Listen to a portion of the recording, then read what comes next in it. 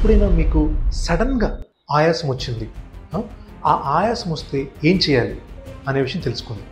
So first point, ఎప్పుడైనా ఆయాసం పెరుగుతుంది సడన్గా, మీరు కొంచెం డిస్టెంట్ ప్లేస్లో ఉన్నారు, దగ్గరలో లేరు అంటే ఫస్ట్ కంగారు పడకూడదు.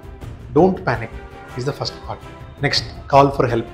మీ ఫ్రెండ్ కానీ, రిలేటివ్ కానీ, ఫ్యామిలీ మెంబర్ కానీ పక్కనే ఉంటే ఇమీడియట్గా call for help. Don't try to do anything irrelevant. ఇమీడియట్గా హెల్ప్ కాల్ చేయాలి.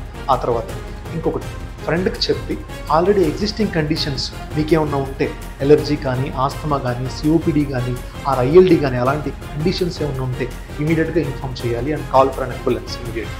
నెక్స్ట్, ఇది చేసిన తర్వాత దగ్గరలో నెబులైజర్ కానీ, ఇన్హేలర్ కానీ ఉంటే ఆ నెబులైజర్లో కొంచెం మెడిసిన్ వేసుకొని నెబులైజర్ చేయించగలిగితే కొంచెం ఆయాసం అనేది తగ్గే అవకాశం ఉంటుంది. సో ఇవన్నీ కూడా not replacement to reaching the hospital. ఇవన్నీ చేసే లోపు మీరు ఇమీడియట్గా యాజ్ ఎర్లీ యాజ్ పాసిబుల్ అంబులెన్స్ని పిలిచి హాస్పిటల్కి వెళ్ళటం అనేది చాలా మంచిదండి.